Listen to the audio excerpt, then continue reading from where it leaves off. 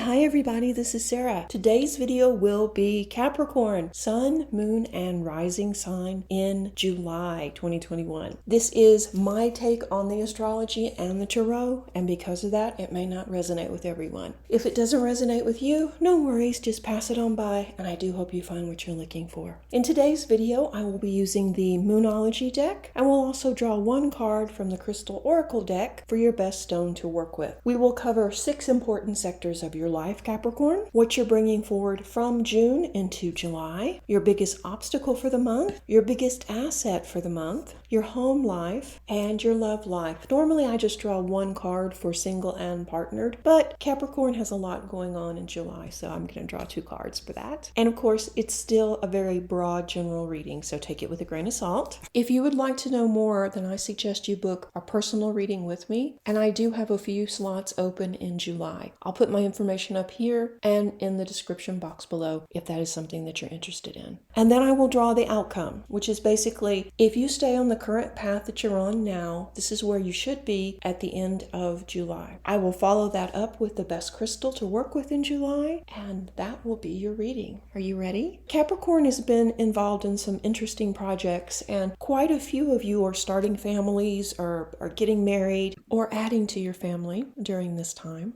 Starting businesses, you're definitely in a new energy cycle. So let's see what the cards have to say and see if they agree with that. So let me shuffle really quickly, and this card will be what you're bringing forward from June into July.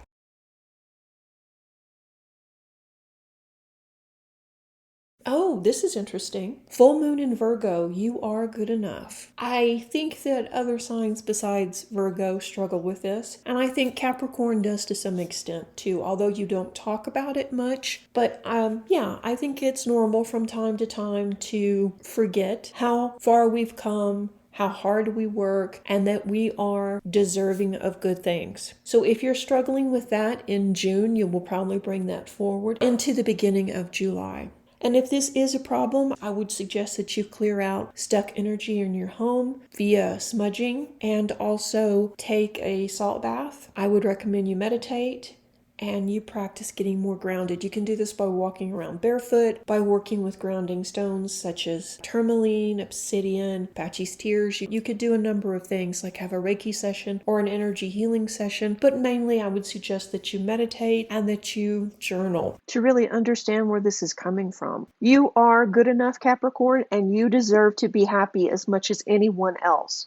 So don't settle and don't be so hard on yourself. You've got through the worst of it, and now things are starting to flow more in your favor. I think this is where you're going to be at the beginning of July. Okay, so let me shuffle really quickly and we will look at your biggest obstacle for the month.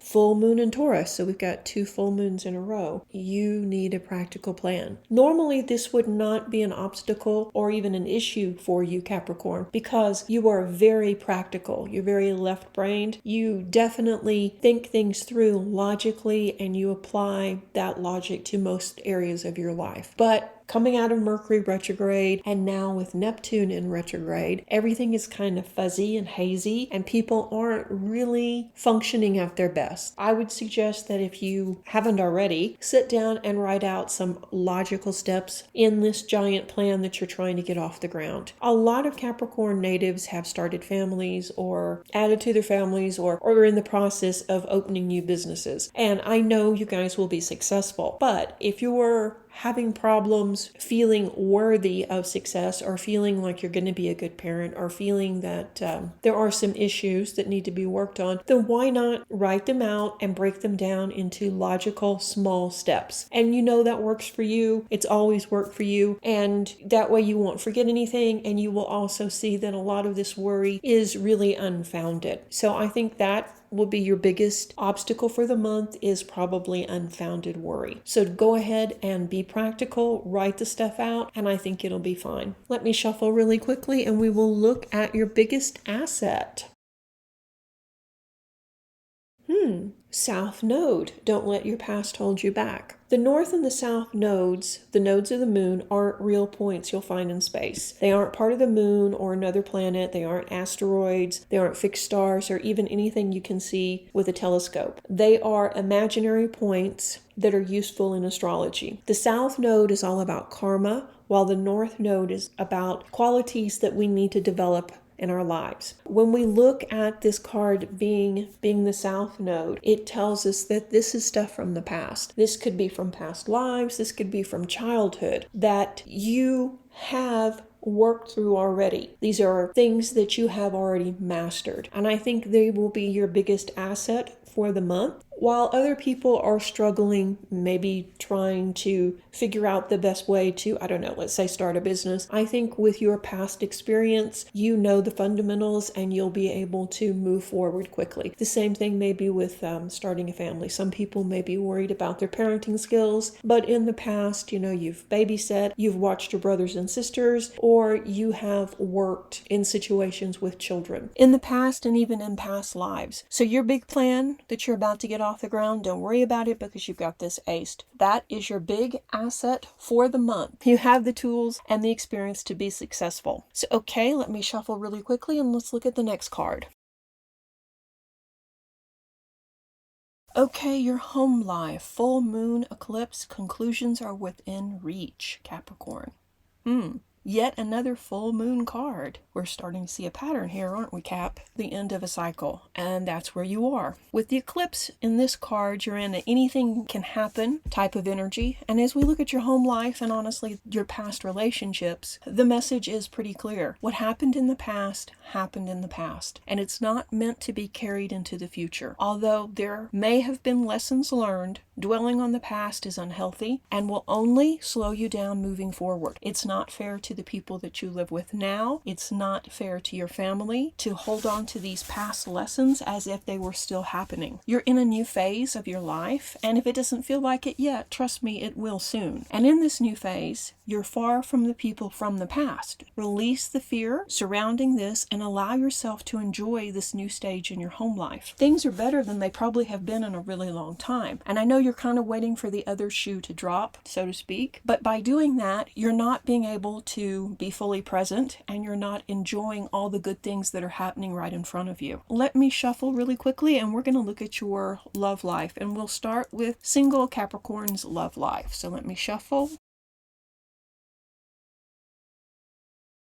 Okay, not a surprise here. Waning moon. What do you need to release? The waning moon points to what's falling away. Life goes in cycles, which is what this entire reading is about. And sometimes we need downtime or to let go. And this is a sign that your feelings for that person you've been dating or been chasing or been trying to hook up with have already peaked. And for better or worse, it's time for you to realize this and to realize that your feelings are changing. And it happens. It just happens sometimes. Sometimes people don't turn out to be who we think they are, or sometimes we find that they have other characteristics, like maybe being jealous or maybe being really needy that we didn't know about till we started, spending time with them. And because of that, our feelings about them change, and that's normal. While that doesn't sound very positive, this card is actually really a positive card because it's gently suggesting that you let go and stop trying so hard to fix the situation or fix the person. And by doing that, by letting go now before things get any more complicated, it'll be much easier to stay friends or at least part on good terms. And honestly, it's safe. It's safe to let go and to move on because now is the time to move forward with as little resistance as possible.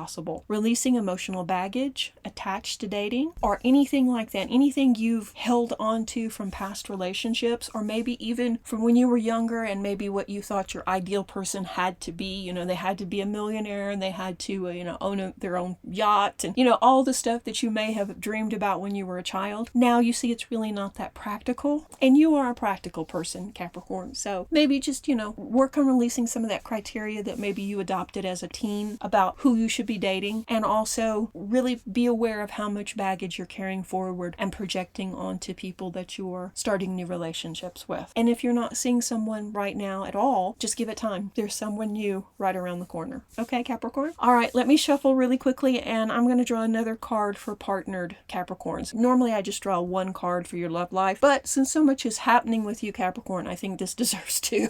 Okay, let me shuffle really quickly.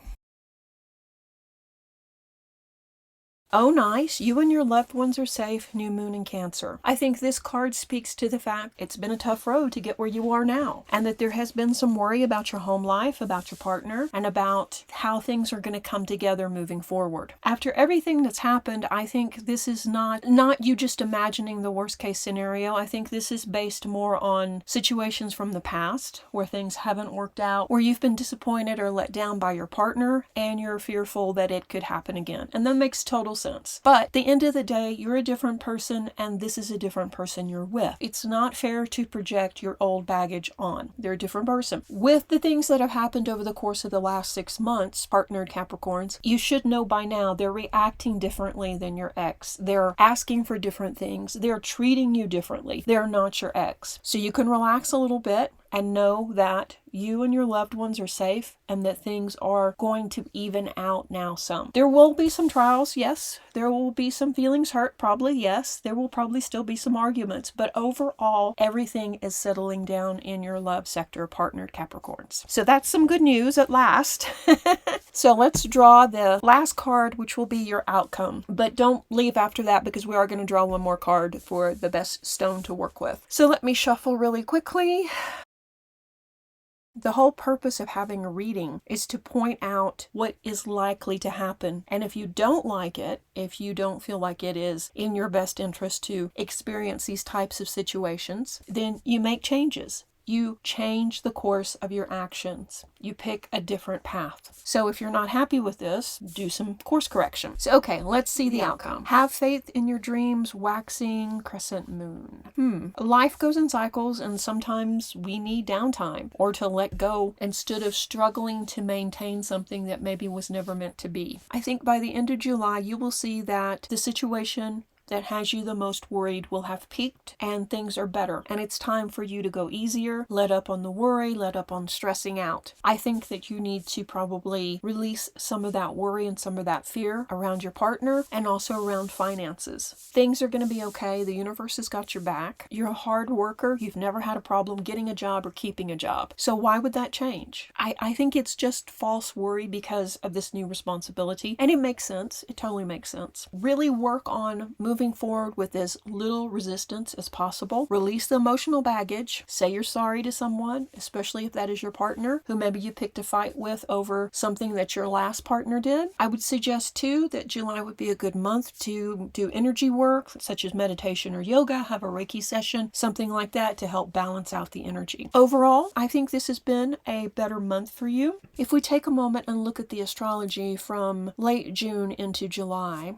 so looking back at June, making the transition into July, we can see that you're going to have another interesting month. And this is especially true because of the presence of Pluto being retrograde, which is all about death, rebirth, change, all the things that really don't make you feel so good. And finally, on the 7th of July, we are finally escaping the shadow of Mercury retrograde. This is a time when we're moving from one cycle to the other, and it may not feel like you're quite yet beginning the new cycle. But that's okay, because it's fast approaching. If you can find any downtime, any time to practice self-care, Capricorn, I would suggest it in the month of July. So much is happening that it will feel like the month just flew by. On the 22nd of July, the sun will enter Leo, and this will give a lot of momentum to your personal and business partnerships. For better or for worse, late in the month on the 23rd, there's a full moon in Aquarius, and this could also be something that shows that you still need your space. You need time away from your partner to recharge, to practice self-care, to reflect on everything that's going on. There is a lot happening that will impact your relationship sector as well as your overall energy for the month. A very good month for you, and not as dramatic as maybe some of the past months have been, but you're still going to need to keep your cool and keep focused on what's really important to you. Chances of success are very high. high in the month of July, as well as unbelievable opportunities falling in your lap. Just like that, you need to be able to respond to them. The way we do that is by practicing good self-care so that we know we are at our best. So we don't bite off more than we can chew, and we also don't hesitate before committing. Okay, let's draw the last card, which will be the best crystal for you to work with in the month.